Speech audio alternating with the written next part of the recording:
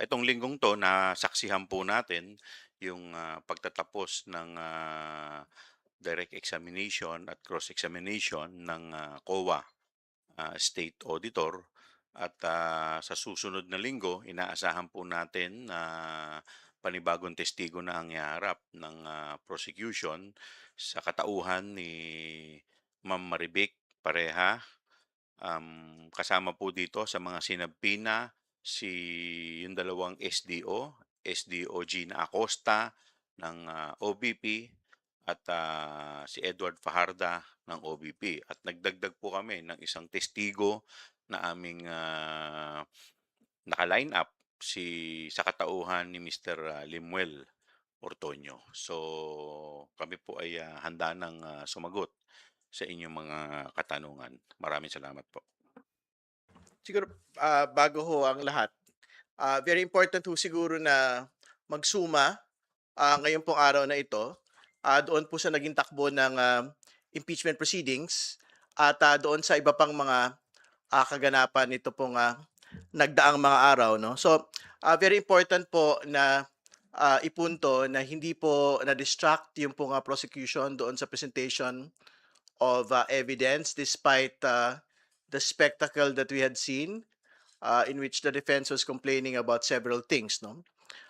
Very important po, to state na nung pong, naisalang po yung lahat ng COA witnesses, no, si, Mr. Wamil tsaka si Miss Del Campo, at talagang malinaw po yung, naipakita nila na meron po talagang aktual na batayan kung bakit nagkaroon ng notice of disallowance yung pong OVP at, yung pong, paggamit po nila ng confidential funds. Malinaw bakit pinapasoli yung pong 73 million despite, the cross-examination of, the defense panel. Very important to make the point, for example, na yung usapin po ng, fictitious names, no? Ang, tanong naman ho doon, eh, hindi lang po si, Mary Grace Piatos kasi nakakatawa yung binabanggit nila na binanggit ba ang, mga acknowledgement receipts sa notices of disallowance. Obviously, wala naman ho talaga yun doon. Pero, companion documents po yan, eh. Kasi yan po yung naging batayan bakit, nagkaroon ng notices of disallowance in the first place, no? And more importantly, si Mary Grace Piatos, to reiterate, siya po yung nakatanggap ng pera, 70,000 in rewards as medicines. Hindi ba? And that is specifically the basis for the disallowance itself. Hindi ba? So, we cannot pretend na just because the fictitious names were never mentioned there, hindi na ho yan kasama doon sa batayan po nung, pinapasauli sa atin pong pangalawang Pangulo, not just at the level of a notice of disallowance, but also at the level of the final decision of, the COA itself, no? So, I think that needs to be clear. And secondly, babalik pa rin ho tayo sa punto na hindi ginamit yung confidential funds para sa, yung pong, stated purpose nung pong, funds na binabanggit, no? Again, nakalagay doon sa listahan, ginamit sa Christmas party yung pong, confidential funds na ito. And again, we will reiterate na kung gusto niyo mag-Christmas party, huwag niyo gamitin yung confidential funds. Gamitin yung pera niyo para mag-Christmas party, bumili ng crispy pata para sa inyo pong mga, happy-happy sa opisina at sa kung saan mang lugar, no? Yun po yung, dagdag na punto. And, very important, yung fact na even if ulit-ulitin ho natin na, hindi, ginamit naman para sa mga supposed confidential activities, ito pong mga bagay na ito, yung pong fact na binigay yung confidential funds sa mga non-organic OVP at DepEd personnel, Mr. Lachica, Mr. Nolasco, doon pa lang po mismo nagkaroon na ng misuse ng confidential funds, no? Kasi nga, hindi ho pwedeng gamitin ang confidential funds ng mga tao na hindi naman po tauhan ng mga opisina po na meron pong, confidential funds. And, very relevant po yung binabanggit na ng COA nitong nagdaan, which is the fraud audit.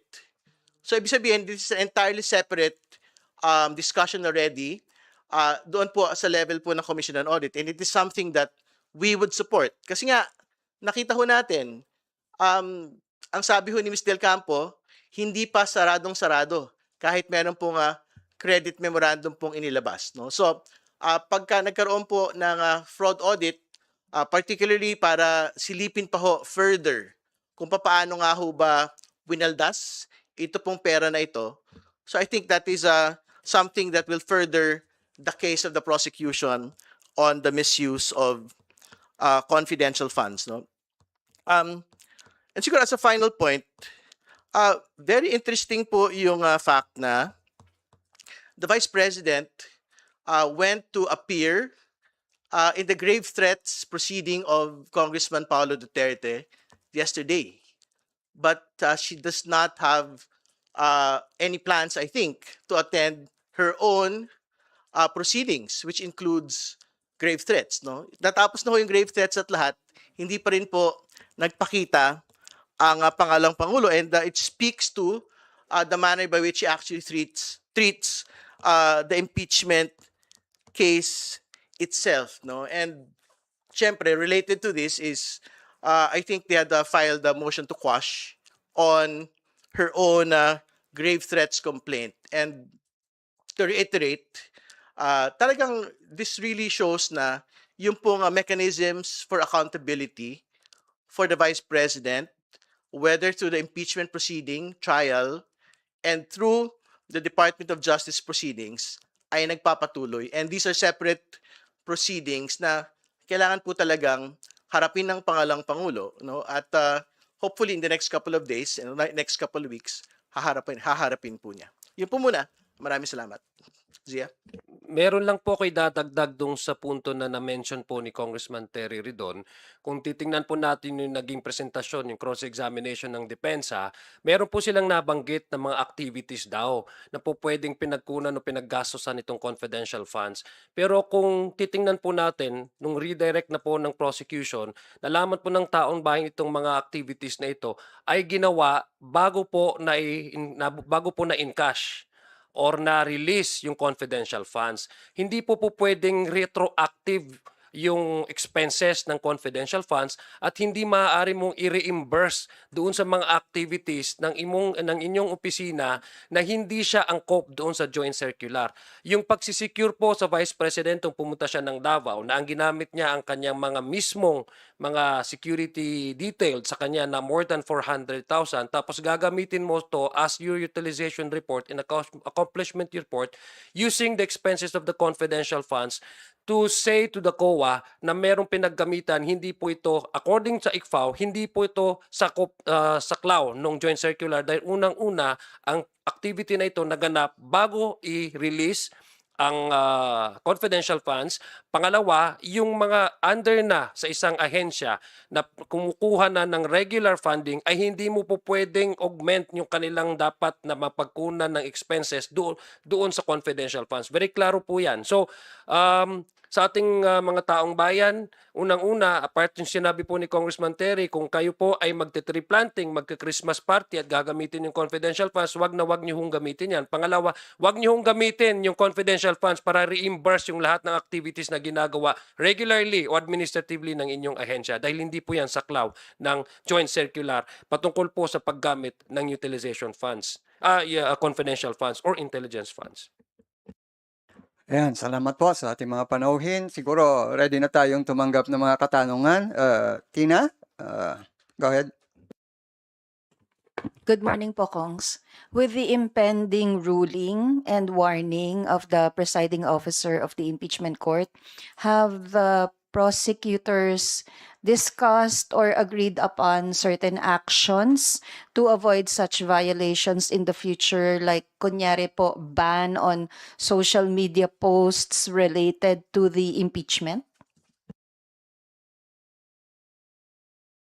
Well, at the moment, ang pagtingin naman po namin, each and every press briefing, ambush, and the social media posts that are being undertaken by House prosecutors and the private prosecutors are within the realm of informing the public, making it understandable to them. Mahalaga po na hindi po ito sasagka doon sa kahalagahan para maunawaan ng publiko yung pang-araw-araw po na takbo ng impeachment trial na mayroon po tayo ngayon.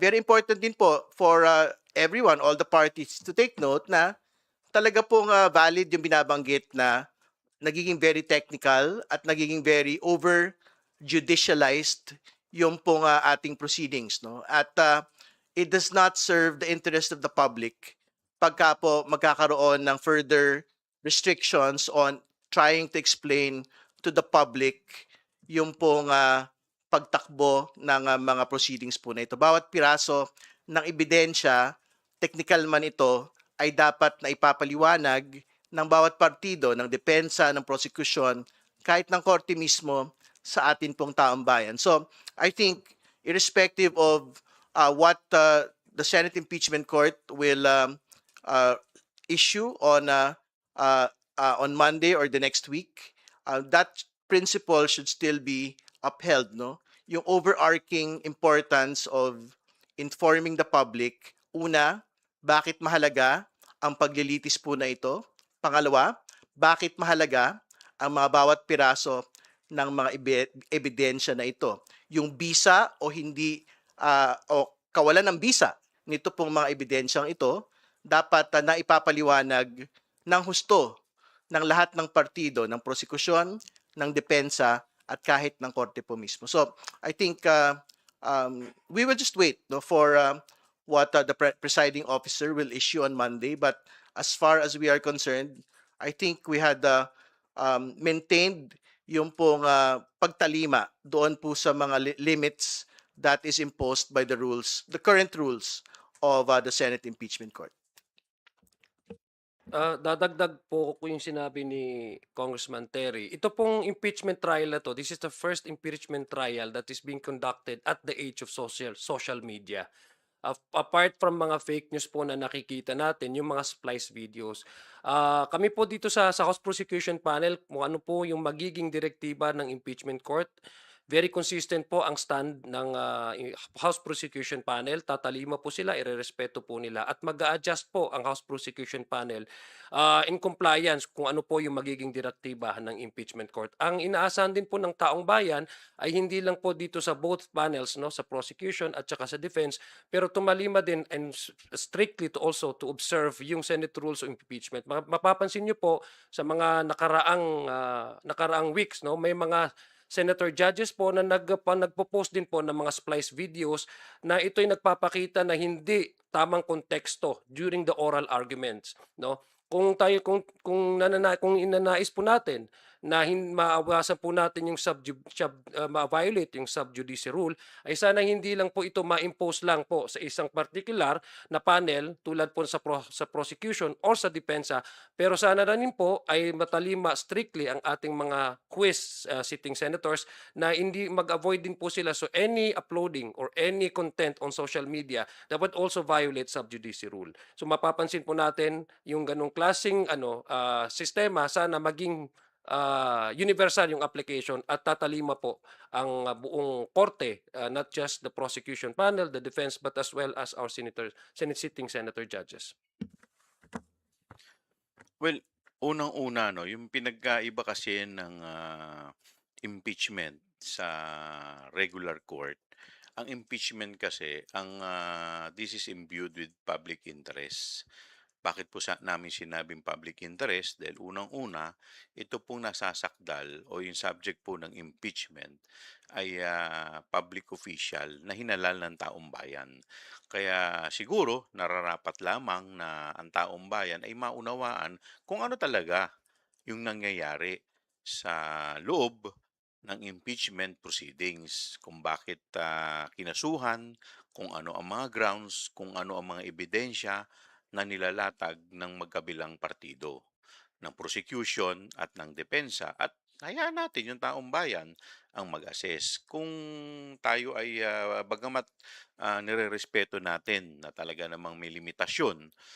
In fact, kung makikita ninyo sa maraming pagkakataon, may mga interviews na halos hindi rin namin masagot yung mga tanong, hindi dahil sa ayaw namin sagutin, bagkus nakatali kami dito sa Senate rules na huwag kaming magdi-discuss ng merito ng kaso. Pero kasi sana bigyan natin ng konting flexibility, ng luwag, dahil ito nga ay impeachment case kung saan ang tinitignan dito at sinasakdal ay tinitignan yung fitness niya na magsilbi sa taong bayan. Kaya kung hindi naman namin maipapaliwanag, lalong-lalo na po kami na nasa prosecution, kasi kami ang nakakakita ng kabuuan ng presentasyon ng ebidensya. Kung hindi naman namin ito maipapaliwanag ng maayos sa ating mga kababayan, ay baka hindi rin nila maunawaan kung ano po talaga ang nangyayari sa loob po ng impeachment court. Pero siyempre, kami naman po ay rerespetuhin namin kung ano ang magiging hatol o kung ano magiging desisyon ng ating mga senator judges. Basta't kami dito, gagawin lamang namin kung ano ang aming trabaho at kung ano sa tingin namin ang nararapat. Siguro as a final point, tingin ko po malinaw naman yung red lines eh. Doon po sa informing the public objective ng lahat po ng partido, no? Ang red line naman po dito, ilang mga bagay lang. Fake news, misinformation, disinformation. Tingin ko po, wala hong problema kung ang gagawin po ng prosekusyon at depensa, ipapaliwanag ho nila yung naging takbo po ng presentasyon ng ebidensya at ano po yung naging pagtingin po nila dito. Di ba? Pero kung halimbawa magdadagdag sila ng mga detalye na hindi naman po talaga nabanggit doon po sa proceedings, yun, tingin ko papasok ho sa fake news, disinformation, or misinformation po ito. And I think the point needs to be clear also na sa totoo lang, the further you restrict official communications by the defense, the prosecution, and the court itself, dyan po nagkakaroon ng vacuum for disinformation, misinformation, fake news noong pong mga other malign actors eh. Hindi ba? So let us not kid ourselves na this is just about the parties and the court, no? Kasi ang totoo, because this is a sui generis proceeding, talaga po nga meron pong mga interest, no? Yung po nga iba't ibang mga panig, no? Hindi ko sinasabing para sa prosecution o para sa depensa, para guluhin yung po nga takbo ng presentasyon ng ebidensya na hindi ho nakadikit sa katotohanan. So, I think when the Senate Impeachment Court lays out particular guidelines on public information objectives, dapat makita po nila ito. That the further we restrict official communications by the parties and the court, a vacuum will be created, and that is when malign actors might be able to fill it. And I don't think it serves any further interest, whether the parties or the public interest itself. Nabanggit po ninyo yung spliced videos plus yung pronouncement po ni VP Duterte na merong bending of the law in the trial. Ito pong dalawang ito, i-raise niyo po ba before the court during the trial? Walang konteksto naman kung babalikan po natin, ang naging konteksto po nung last week na hearing ay yung post po ng aming private prosecutor, no? Yung sinasabing ano yung pupwede sa cross-examination ng misleading. Ang sinasabi lang po natin dito ay gusto po natin ng kung gusto po natin na stricto yung magiging compliance dun sa sub judice rule, dapat po pagkapantay-pantay yung pagtingin. Comprehensive po dapat po yung ating pagtingin sa lahat po ng dapat nating i-allow at hindi allow. May mga nangyari po prior to that na kung tatanungin po ang taong bayan ay mukhang nagpapakita din ng hindi pagsunod doon sa mga sa sub judice rule. Unang-una, ang Vice Presidente, sabi niya may bending of the rule. Ito ay sa aming palagay, ito ay direktibang reference sa integrity at insulto sa integrity ng korte, ng impeachment court. Pero wala po tayong naririnig na kung paano po at least ma-admonish ang defense panel para pagsabihan ng respondent na wag niyang iinsultuhin o wag niyang magbibigay ng any statement that would weaken the integrity of the impeachment court. So kami po naman sa House Prosecution Panel, tumatalima naman po kami, very consistent po yung nagiging response ng ating House Prosecution Panel sa lahat ng direktiba po ng impeachment court ay sinusunod po namin, nag-a-adjust po ang House Prosecution Panel patungkol po sa mga bagong direktiba na nilalabas po ng House Prosecution Panel.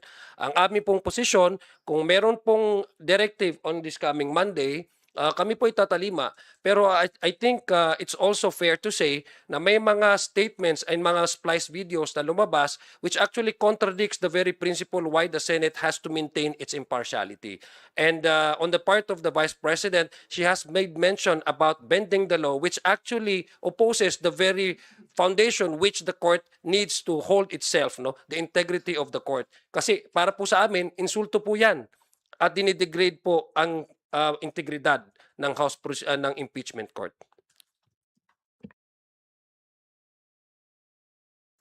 Well, to answer the question directly, it is something that we may raise, no? Whether during oral arguments, during the in open court, or as a written manifestation. Kasi, again, to be honest with it, totoo naman ho, hindi ba? Mas mabigat ho yung questioning the integrity of the court that had been stated by the Vice President. At yun po ay, syempre, doon po sa mga senator judges, totoo naman ho, may napinsala naman po talagang House Prosecutor, hindi po ba? When a spliced video of him speaking was released. No? So, I think if it's something that the Senate Impeachment Court would really want to undertake, ito pong providing guidelines for how the court, the parties should engage with the public. Dapat all of these particular details should be incorporated in the guidelines itself. No? Kasi hindi naman huubra na yung pong reklamo lang po ng depensa, yung pong magiging batayan dito po sa guidelines na ito. Kasi again, going back to the transcript itself, sobrang linaw naman ho nung napanood ho natin. Wala hong batayan para magreklamo yung depensa kasi nung sinabi ho yung it is allowed, kinat pa nga niya si Attorney Kapunan eh. Hindi ba?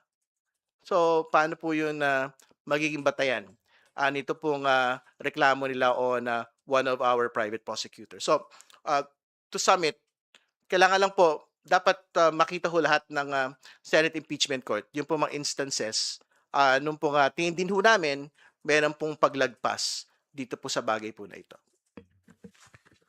Sa ngayon, ang nakikita pa lamang po natin ng bending the law ay yung pagliliquidate po nila ng confidential fund. So other than that, wala na po tayong nakikita na bending the law.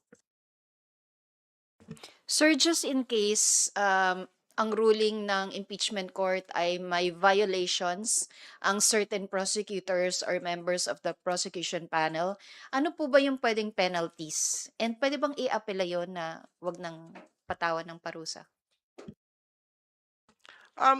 Syempre, we would opt to wait no for what the presiding officer will state. No? Pero tingin ko hindi naman ho pwede magbigay ng penalty there and then kung hindi naman ho informed yung mga tao. Syempre, due process concerns pa rin naman po yung pinag-uusapan po natin dito. So, a right to respond on whatever supposed violation should still be given no, to concerned parties. But I think ang mas ilalabas po talaga ng atin pong Senate Impeachment Court on Monday would be yung pong general or specific guidelines for the public engagement of all the parties dito po sa proceedings po natin. Last question ko po is non-impeachment. May comment po ba kayo doon sa nasa affidavit ni former Secretary Bonoan that there is a leadership fund in the budget, and for the members of the House, 500 million per district ang inilaan sa party lists, 120 million for 2023 to 2024 na tinaas po sa 150M to 2025. Well, I speak as House Public Accounts Chair no, and House Infrastructure Co-Chair. Ito po mga detalye na ito, very important ho na bigyan ho ng further details no ni Secretary Bonoan kasi siya naman ho yung nagbulalas nito pong bagay na ito, not just for the House but also for the Senate, no. So ibig sabihin, again, it's going to be the same flow naman po that whether the Ombudsman or the Sandigan Bayan should look into, una, confirm whether there is a leadership fund, no? If there is, what are these particular line items, no? And if you see the line items, was it implemented, no? If it is implemented, tama ba yung implementation? Were the ghost projects? Are these sufficiently completed projects or are these substandard projects, no? So we leave it to the Ombudsman to make further inquiries on the matter po. Unang-una po yung pagpe-prepare po ng National Expenditure Program. Alam naman po natin na meron pong mga bawat ahensya ay priority for the entire country, and the distribution of that allocation for per agencies in order to service the community is per district ang kanilang appreciations. As to the leadership fund, sabi ko nga po, nag-uusap ko nga po kami ngayon ni Congressman Joel dito we're not privy to that kind of discussion, yung leadership funds. No, I think sabi nga ni Congressman Terry, it's for the former Secretary Binoan to fill in the additional details para ma-appreciate po kung ng korte na pinag-uusapan nga nila dito ngayon sa Sandigan Bayan. But as to how the House of Representatives approached the budget into 2025, nakita na niyo mo po na nakalatag po yung live stream, yung ating pagbabudget. These are the reform that we have instituted para po mas klaro and mas transparent yung naging pagbabalangkas ng mga pondo ng ating taong bayan. So as to whether or not there are allocations per district, hindi mo naman po para sa mga congressman yan. So nakaupong mga district congressman, para naman po yan sa mga ahensya na nagde-distribute o nag-implement ng mga proyekto sa mga districts. So ang nangyayari lang po, bilang mga kongresista ng per district, kaya nga po nagkakaroon tayo ng briefing para makita po natin kung paano po yung accomplishment ng per agencies nila implement ang kanilang programa at proyekto na naaayon doon sa National Expenditure Program at targeted kung kanino at saan na mga distrito ito mailalagay.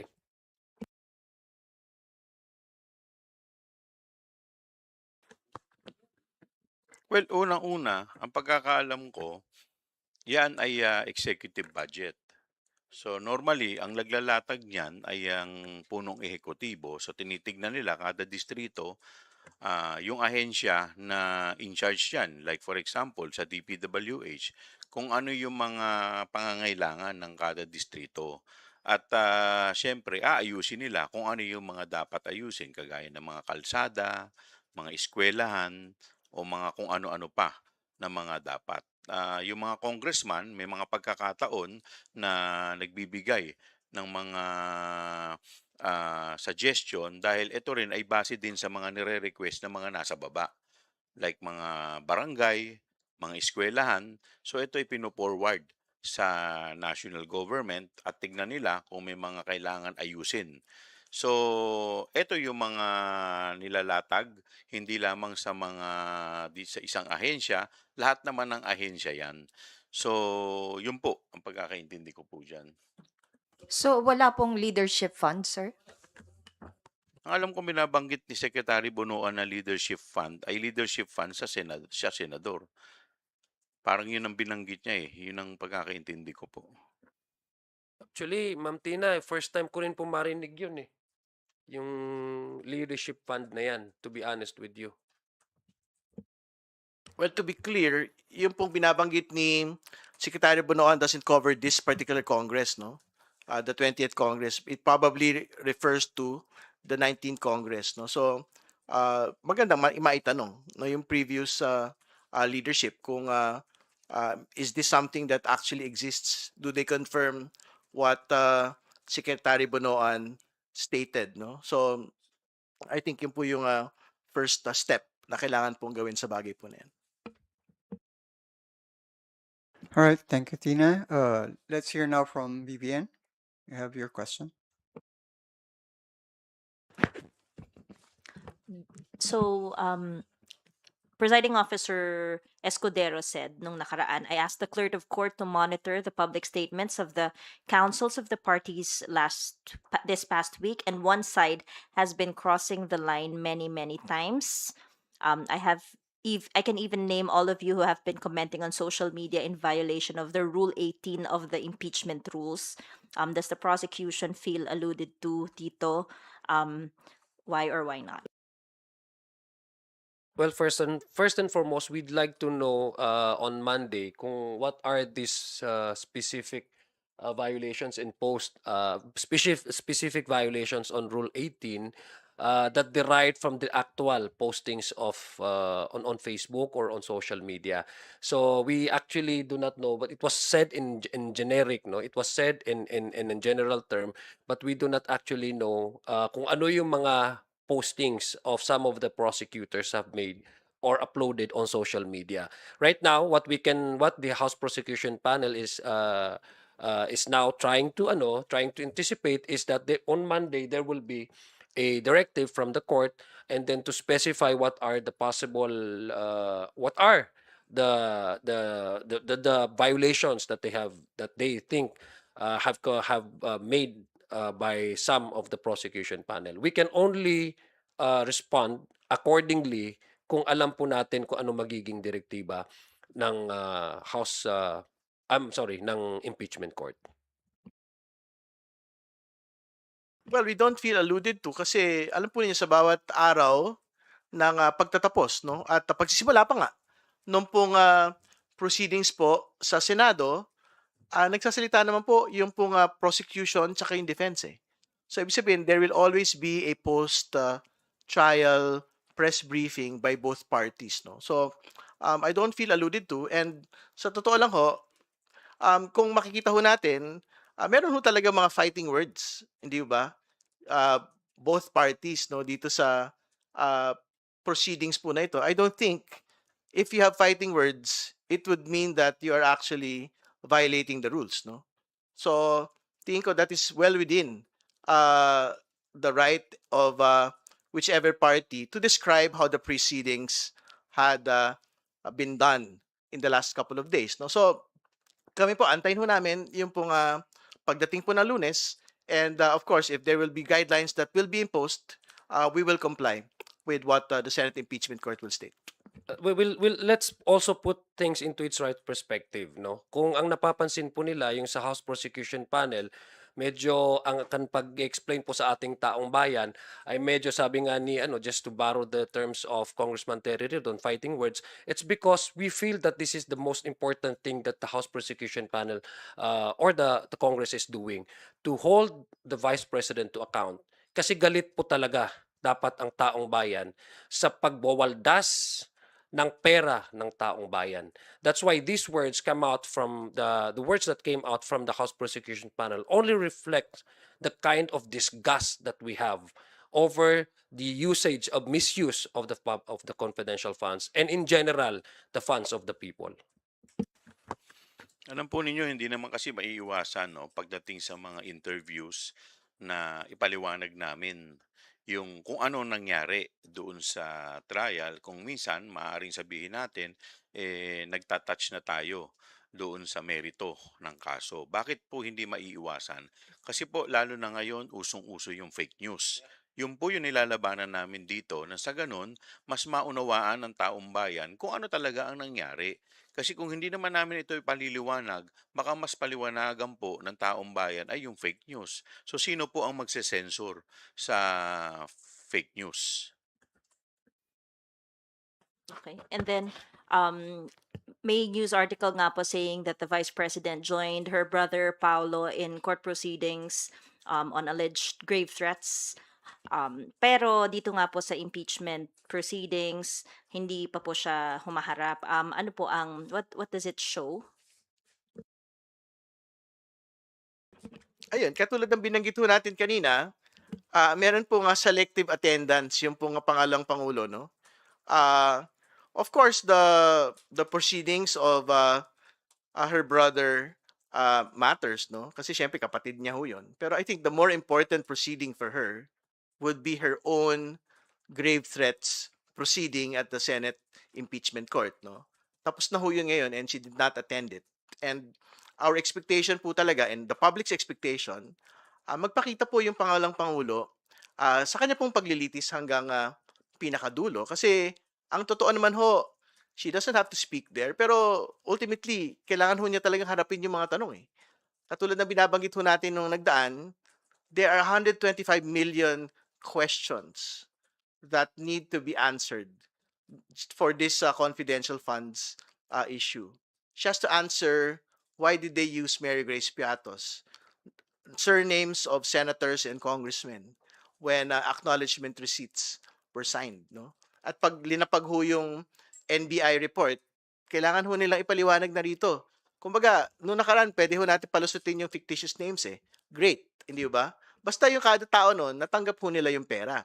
Pero pag linatag ho yung NBI report, doon ho natin makikita eh.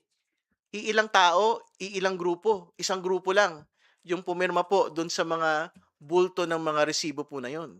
So, ibig sabihin, okay may fictitious names, basta nakuha ng mga tao po yung pera. Pero kung ang sinasabi ng NBI, sila-sila lang ho yung pirma, sino yung tumanggap ng pera? Hindi ba? Ibig sabihin, hindi ho one signature, one person ho yung tumanggap ng pera, kundi one signature, many signatures, one syndicate. Hindi ba? Magkaibang factual situation po yun when we get to the NBI report. Well, tayo naman lahat po tayo may mga kapamilya, may mga kapatid tayo. So we understand if the Vice President felt the need to perform her obligation to her sibling, no, by being present during the arraignment, no. But the way that she displayed her loyalty or her obligation to her sibling should also equate the obligation that she need to perform by facing the charges hurled against her. Yung obligasyon niya naman sa taong bayan. Hindi ho natin nakita yon dahil hindi ho siya pupunta at hindi ho siya pumunta sa mga aligasyon na mga kaso, mga aligasyon na napupunta po sa kanya. So sana po nakita din natin yung pag-perform niya ng kanyang obligation being part of the family to the obligation that she has for the country. Again, by facing these charges head-on and explain to the public straight from her kung meron ba talagang misuse of public funds. No? Up to now, wala po tayong naririnig sa kanya. Kaya nga po sinabi ni Congressman Terry Ridon, ay mukhang selective yung pagpupunta niya, no, sa mga ganitong klaseng issues, no. At mukhang may similarity, no. Bakit ang nagtatanong ang taong bayan, ba't sila ang hinaharap nila ay puros connected sa mga violenteng pananalita, no? I mean, the Vice President has been charged with the grave threat, and also her brother is facing another case of grave threat. So, nagtatanong ang taong bayan, bakit puros na lang violent related yung mga issues na kinakaharap nila? But just to clarify po, hindi naman required si Vice President to attend the impeachment proceedings? Hindi, tama po yan. Hindi siya required to attend the impeachment proceedings. Pero ang totoo, kung meron ho siyang righteous indignation dito po sa proceedings na ginaganap po laban sa kanya, she should be there to look at the prosecutors in the eye na mga sinungaling kayong lahat. Walang batayan yung kaso ninyo. But she hasn't done it. Chief Justice Corona did it during his own impeachment, even if he were convicted. Siguro as a final point, actually nagulat po kami kahapon na meron palang grave threats case po si Congressman Duterte at pinuntahan nga ni Vice President Sara Duterte. At tama ho yung binabanggit po ni Congressman Adyong na it is interesting na may kinakaharap pong grave threats issue ang pangalang Pangulo at may kinakaharap din pong grave threats issue ang kanya pong kapatid. So parang like brother, like sister po ito. And the question to them is, and the question of the nation is, does it actually run in the family? Hindi ba? So I think yan po yung mga very important questions that need to be answered moving forward. Sorry, mag-other issues lang ako na. Kay Kong Adyong lang po, on BSKE. The COMELEC said yesterday, sana na-ready sila to conduct the elections this coming November 2nd. At kung pwede daw po na mag-decide by September, is that possible?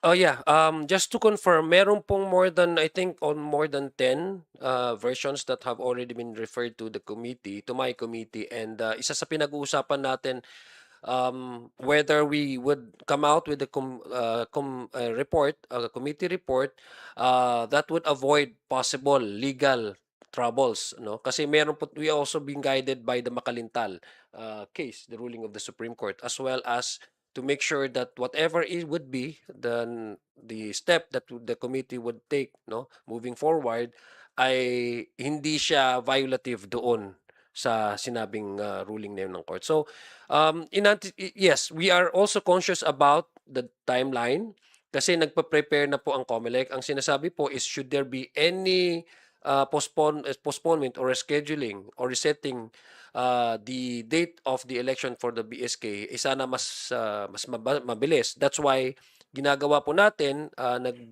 hopefully by next week ay itutuloy po natin yung hearing na yon para yung pinaka-intention really about the resetting the election of the BSK ay mapunta doon sa pinaka-reason kung bakit ito i-reschedule, in which is that the country is now facing an energy crisis, no, para po hindi magkaroon po ng ng sinasabi po nilang election fatigue, because in the first place dito po sa region namin sa BAR magkakaroon din po ng BARM election, first regular BARM election. So definitely we will be we're looking at coming up with a committee report on before the end of this month, no, but we are not confirming whether this committee report would really ought to postpone or to reset the election, kasi magkaiba po yung ibig sabihin niyang postponement and resetting and fixing.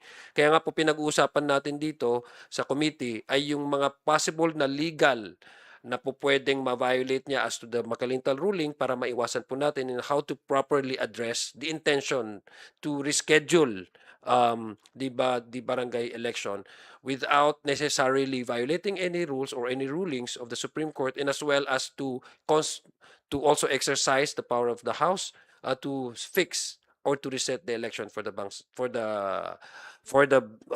BSK election. Meron pong isang 1 year yung magiging next na election, kumbaga 1 year yung magiging rescheduling, meron namang 2 years. Ang iniisip din natin dito, kung next year siya, ang sinabi ng COMELEC, it would be on November of next year, no? So next year kasi magsa-start na rin po yung filing for the presidential national and local election. So baka magkaroon din po ng problema kasi magpa-prepare din po ang COMELEC nung mga magpa-prepare po ng COMELEC to accept nomination, CONA, and registry, and as well as yung pag-file ng mga senador, presidente next year. So yun din po yung isa na tinitingnan namin. Of course, we don't also want to burden COMELEC with much work, no? Kaya isa po sa mga version na ang tinitingnan is after the 2028 presidential election, doon mag-conduct ng barangay and sanggunian kabataan elections. So may mga differences po ng versions. What I'm telling you right now is that we are currently discussing it in how to consolidate these different and various versions. Okay, last na lang sir, kasi nabanggit niyo yung energy crisis. Hindi po ba pwedeng supplemental budget na lang to address yung mga funding concerns? And NAMFREL is also opposing the proposed suspension. They're saying this dilutes local accountability precisely where it matters the most, the level of government closest to the citizen. Barangay officials are influential mobilizers in national campaigns and critics. So may question daw po ng timing.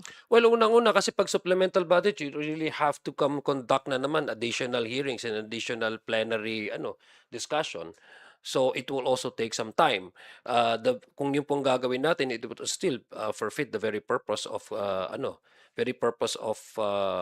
responding to the calamities and to the crisis. And sa atin naman, ang pinaka-importante na tinitingnan po natin ay yung sabi ko nga, yung COMELEC would have a ano tawag dito, an enough time to prepare for the election, no?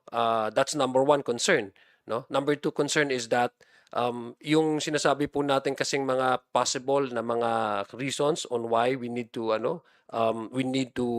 postpone the election, nandun naman din po sa ruling ng Makalintal. Ang sinasabi po nila is there would be there is a there's really enough reason for the House of Representatives, for Congress for that matter, to exercise their plenary powers to reset the election. Nakikita po natin yung isang enough reason is because of the volatility of the situation now happening over the state of Hormuz, which actually this is not just something that we anticipate, but we have already felt the impact of the crisis, no? So yun po yung pinaka number one na nakikita natin, na isa sa mga reasons kung bakit kailangan natin or in-anticipate natin na magkakaroon po ng possible na rescheduling of the election.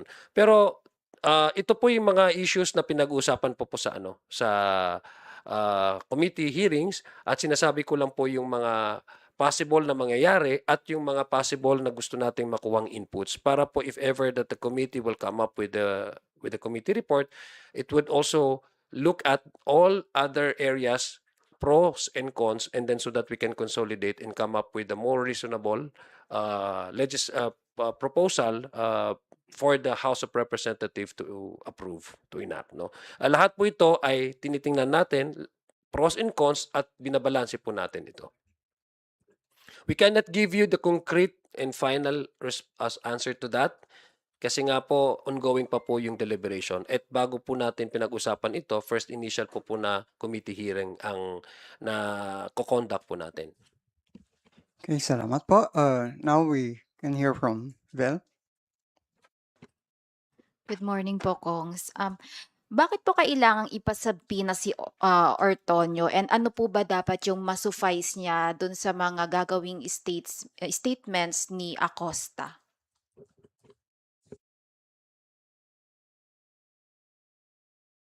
Hindi pa namin po pwedeng i-divulge yan dahil antayin muna natin yung kanina magiging statement. Otherwise, mapangungunahan at mababasa tayo ng defense. On the other topics rin po kay Kong Adyong, updates din po doon sa hearing kahapon about sa party list reform naman po. Yes, so nag-create na po tayo ng upon of course the agreement ng lahat po ng mga authors.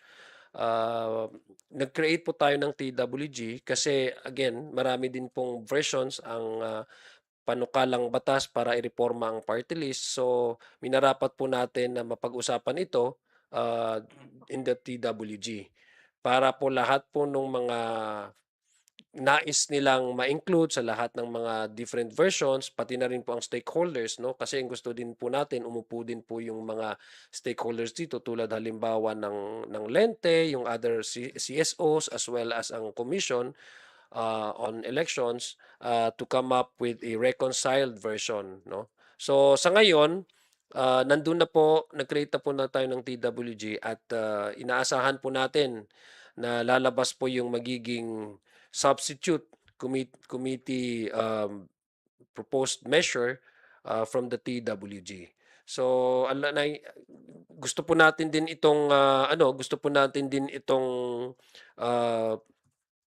madaliin. Hindi mas madaliin, pero we want to make this expeditious as possible because this is also part of the LEDAC priority. Ang tinitingnan natin, isa sa mga nakita po natin na maganda din na sa suggestion ay yung pagkakaroon po ng party list reform kasi in-anticipate din po natin malapit na po yung 2028, no?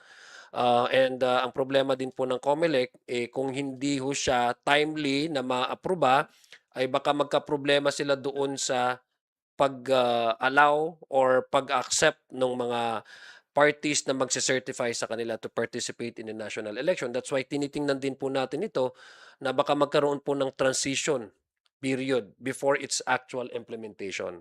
Kasi again, we don't also want to burden COMELEC with too much work. We anticipate that then this year magkakaroon po ng election and the next year magkakaroon ng preparation for the local and national election. So let's just wait for the TWG kung ano po yung magiging resulta ng kanilang discussion po dyan. Are we targeting na maipasa to sa third reading before the session break? Depende po yan sa but what we are trying to our target really is before the end of this year ay sana meron na po tayong committee report na may hain sa plenaryo. But we are also conscious about the time that the House of Representatives will be spending on the budget. Kasi nagkasabay po ito sa ating budget deliberation. So titingnan po natin, i-adjust natin. But we hope that we can, at the very least, come up with the committee report and then report this to the plenary before the end of this year. Because this is, again, part of the LEDAC priority. Good morning po. Evan Alvarez po from UNTV4, Congressman Adjong po.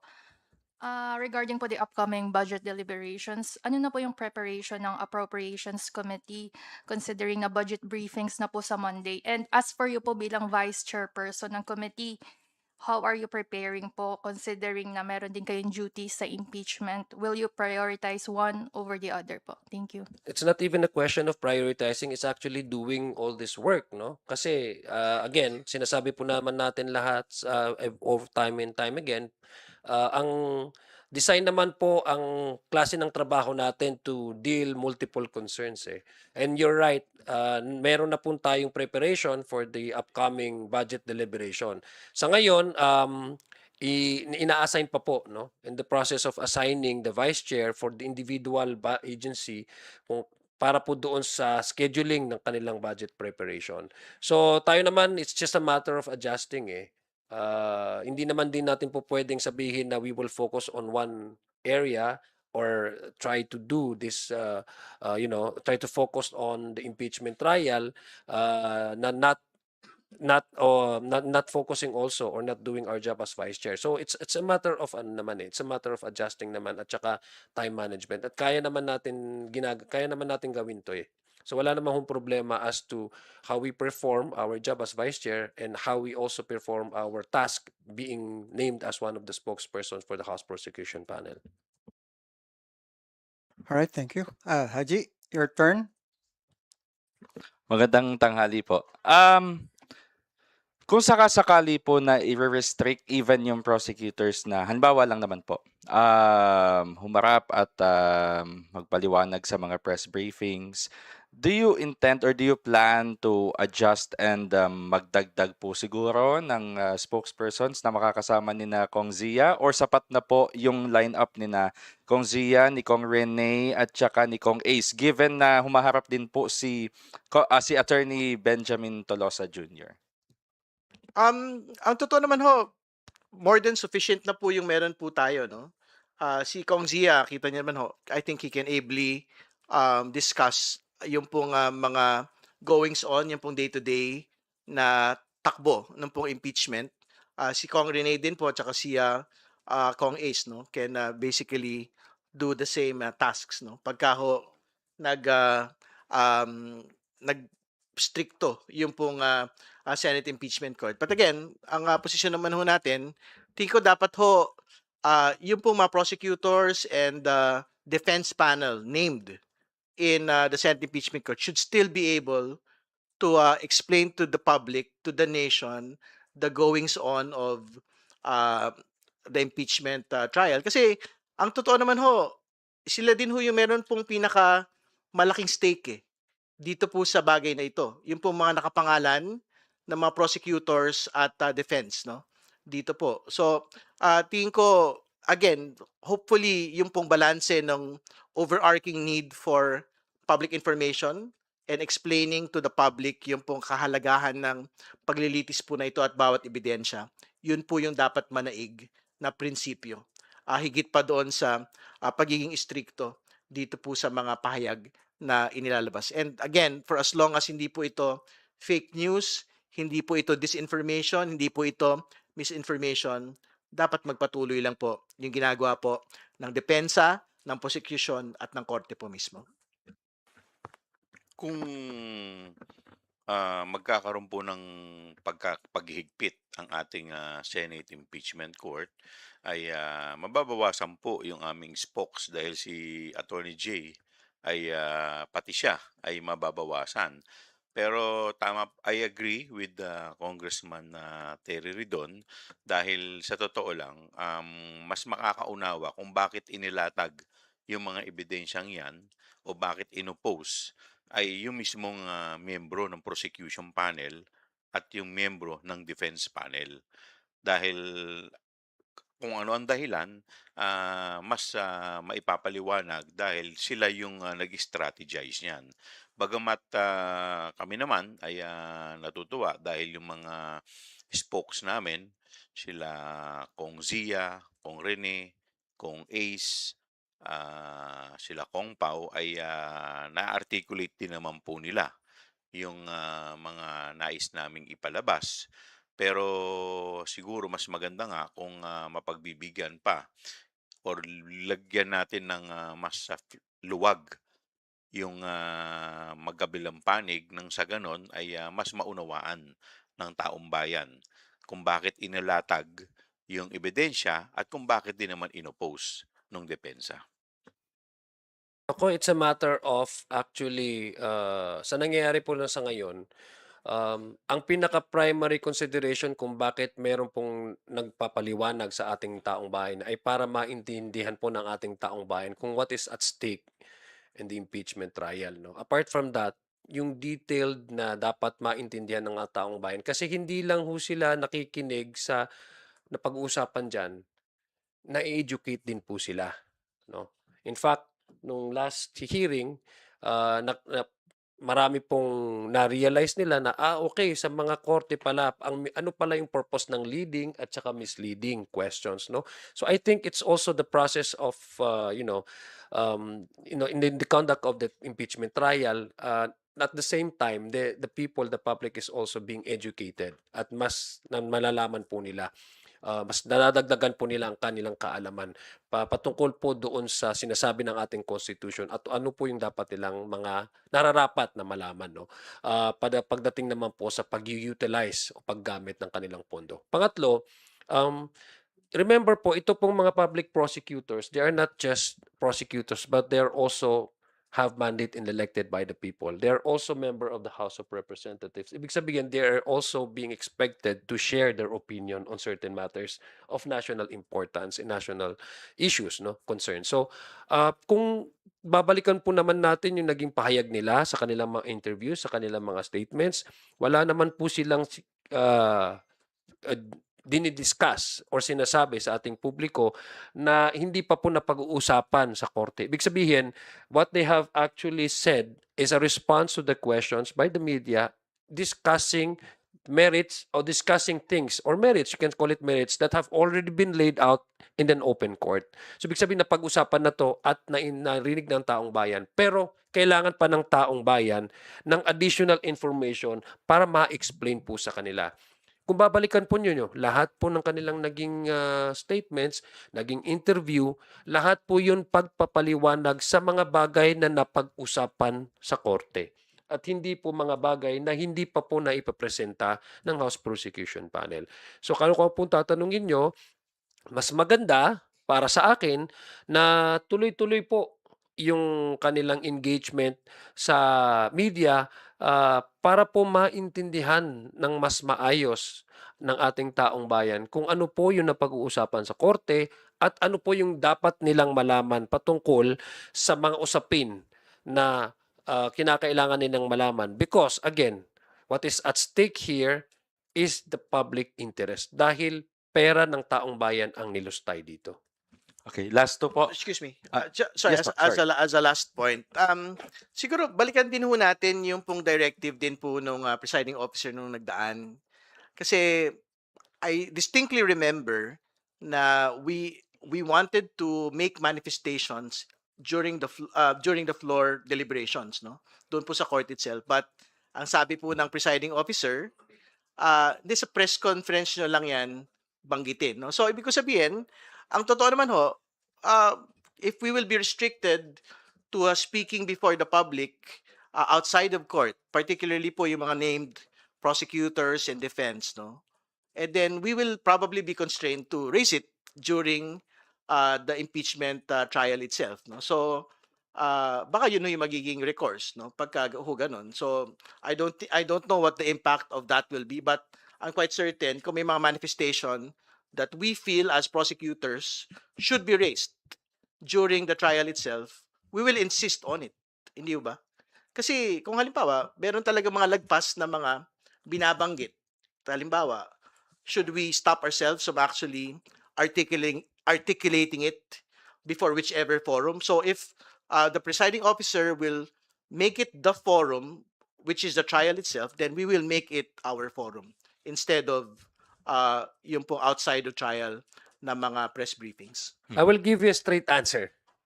Kung halimbawa hindi na ho payagan yung mga prosecutors, especially from the House Prosecution Panel na magsalita, ang personal opinion ko, mas gusto kong maging spokesperson ito si Congressman Joel Chua at saka si Congressman Terry Ridon, di ba? Nakita niyo naman po paano sila mag-explain.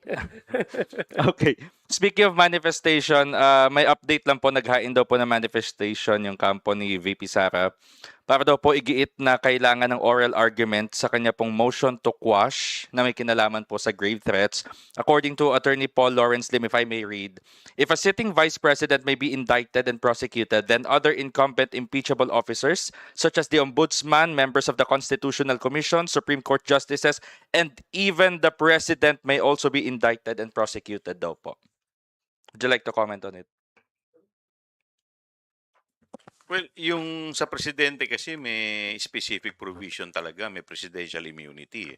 Unlike dun sa vice president, siguro mas maganda, antay na lang natin na yung proper forum ang magresolba niyan kaysa po kami.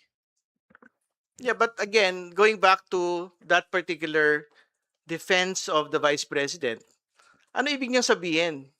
Pwede siya may saksakin ngayon tapos wala akong accountability? Yung po nga pangalang Pangulo. Yun yung basic logic po ng question eh. At ng kanila pong posisyon dyan eh. Hindi ba? Na pagka, ibig sabihin, gagawa na lang ng kung anumang krimen. Grave threats man yan, alarm and scandal man yan, and worse, di ba? Pagpatay. Hindi po ba? At yan yung sasabihin mo. Sasabihin mo, everyone else, all impeachable officers can be charged. No, my answer to that is, yes, they will be charged. Pagka meron ho silang actual na ginawang krimen, even during the course of their term. Last na lang po.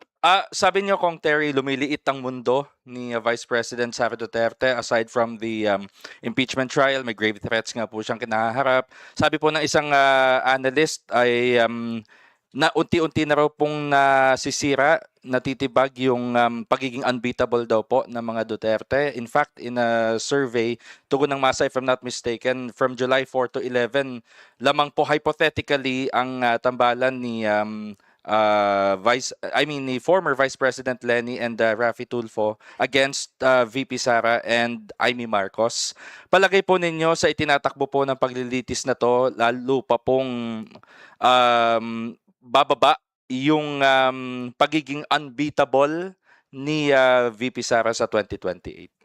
Ang totoo, wala kaming pakialam doon sa surveys eh. Kung unbeatable po siya o beatable ho siya. Ang focus ho ng prosecution dito, panagutin ho siya doon sa mga ginawa ho po niya na mga gawain. Grave threats, paglustay po ng confidential funds, mga hindi maipaliwanag na yaman. No, so, kung meron po yung actual impact doon sa kanyang unbeatability or beatability, wala kaming pakialam doon. So, we will let the nation decide that, whether today or in the future. No? So, yun po. Alright. Kung yun na yung pinakahuling question, we could wrap up. And maybe if our panelists would want to say their parting word. Siguro panghuling punto na lang po. Nitong simula po ng linggo, si Mayor Benjamin Magalong ng Baguio City ay nagpakawala ng kasinungalingan laban po sa House Prosecution Panel stating na mayroon daw po kaming insertions, no? At pangiti-ngiti lang daw po yung pong mga prosecutors na ito sa impeachment trial ng ating pong pangalang Pangulo. Sinagot na ho natin yan nung nagdaan at challenge po natin si Mayor Magalong na magpangalan nung pong mga House prosecutors na sinasabi po niya na meron pong insertions. Sumagot po siya, ang sabi niya, hindi daw aamin ang kung sino man hong mayroon pong insertions. And ngayon ho ay sinasara na po namin ng usapin na ito. Mayor Magalong did not name names within this week. Ibig sabihin, wala siyang pangalan kung sino po yung mga House prosecutors na sinasabi po niyang mayroon pong insertions sa budget po natin. And to reiterate, paano magkakaroon po ng insertions yung po mga House prosecutors? Kakalapag lang po ng NEP ngayon pong linggo. Pangalawa, ang sabi ho, for the 2026 budget, wala ho yung insertions tiniyak ng Senado, Kongreso at ng ating pong Pangulo. At panghuli, wala pang deliberasyon ang House Committee on Appropriations. So paano po magkakaroon ng insertions? So tinutuldukan ho namin ang usapin na ito. Sinungaling si Mayor Magalong, wala pong insertions ang mga House prosecutors sa kahit ano pong budget, whether for 2026 or whether for 2027. So yun lamang po. Maraming salamat. Alright, on that note, muli po, maraming salamat sa ating mga kaibigan sa media na sumama sa atin sa kabila ng masungit na panahon, sa ating mga kababayan na sumusubaybay sa ating panayam sa ating YouTube and Facebook platform. At syempre, sa ating mga panauhin ngayon, sila Congressman Terry Ridon, Congressman Joel Chua at Congressman Sia Alonto Adyong. Sa ating pong lahat, ingat po tayo. Magandang tanghali po sa ating lahat.